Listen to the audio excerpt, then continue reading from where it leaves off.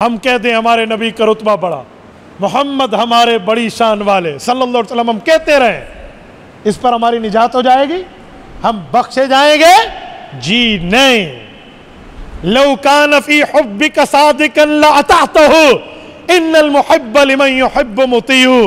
اور تو محبت میں سچا ہے، پیار میں سچا ہے، عشق میں سچا ہے، یگانگت و الفت میں سچا ہے، اگر تو دعوی محبت للنبوت رکھتا ہے تو تمہیں رسول اللہ کی اتباع کرنی پڑے گی۔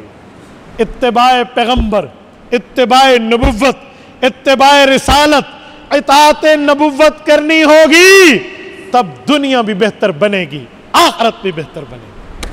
اور اگر صرف حضور کی تعریف ہی کرتے رہو، اعمال ٹھیک نہ ہوں، تو پھر یاد رکھنا، مکہ میں ابو نام سے دو بڑے بندے مشہور ہیں، ایک ابو لہب ہے، ایک ابو بکر ہے۔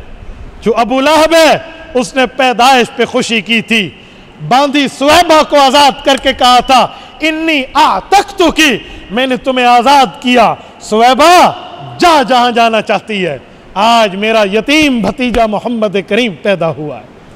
ابو لہب نے خوشی کی تھی، لیکن ابو لہب نے رسول اللہ کی باتوں کو نہیں مانا تھا، ابو لہب نے اطاعت نہیں کی تھی، ابو لہب نے رسول اللہ کی احکامات کی پیروی نہیں کی تھی۔ ابو بکر پیدائش کی خوشی پر تو یہ دنیا میں تھا ہی نہیں، یہ تو 2.5 سال بعد پیدا ہوا، لیکن ابو بکر نے قدم قدم پہ رسالت کا ساتھ دیا، صبح شام حضور کا ساتھ دیا ہے، رسول اللہ کے در کی نوکری اور چاکری کی ہے۔ وہ ابو بکر جو جلوت میں ساتھ ہے صدیق بن کے، وہ ابو بکر جس کی بیٹی خلوت میں حضور کے ساتھ ہے عائشہ صدیقہ بن کے، ہر موقع پہ حضور کے ساتھ ہے، وہ غار ہو یا وہ مزار ہو، ابو بکر کا پہرا رسول اللہ پہ ختم نہیں ہوتا۔ ابو بکر کی وہ یاری رہی ہے، پیدائش کے وقت خوشی یہ کیا کرتا، اس وقت تو پیدا ہی نہیں تھا، لیکن جب پیدا ہوا سر تسلیم خم کیا، فرمایا پیغمبر نے، مانا ابو بکر نے، حکم دیا پیغمبر نے، مانا ابو بکر نے۔ آج ابو لہب پر قرآن کریم تبت یدا ابی لہب وتب اور وامرأتہ حمالۃ الحطب ود فیملی جہنمی ہونے کا اعلان کر رہا ہے۔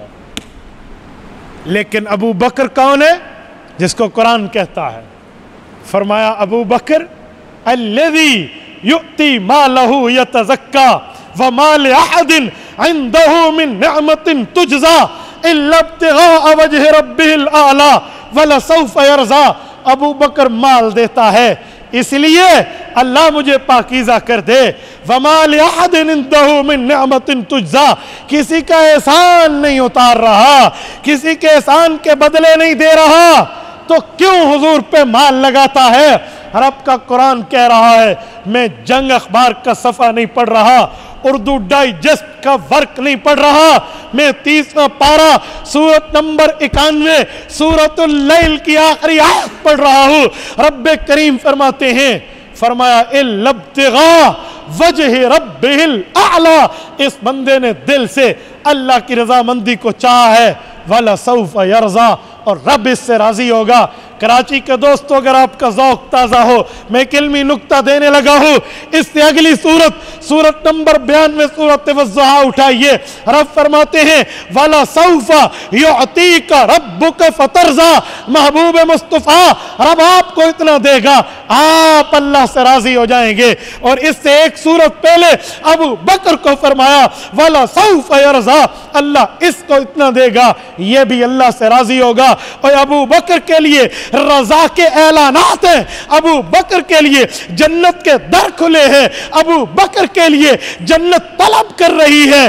اس نے تو پیدائش کی خوشی کی بات نہیں کی تھی، اور ابو لہب جہنمی ابدی بن گیا ہے۔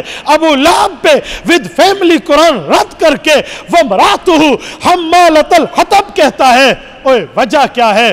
عمر میں بھی ابو لہب بڑا، تقوی تو نہیں لیکن تجربے میں بھی ابو لہب بڑا، ابو بکر رتبہ کیوں لے گیا؟ کہتے ہیں وجہ یہ ہے اس نے صرف خوشی کی تھی، اس نے پیغمبر سے محبت کر کے اطاعت کی ہے، پتہ چلا صرف نام محمد لینے پہ نجات نہیں ہے جب تک احکام محمد پہ عمل نہیں ہوگا۔ آج ہم عمل کرنے والے بنے تو کام بنے۔ علامہ محمد اقبال رحمہ اللہ ہمیں یہی پیغام دے کے گئے ہیں کہ عمل سے زندگی بنتی ہے، جنت بھی جہنم بھی، یہ خاکی اپنی فطرت میں نہ نوری ہے نہ ناری۔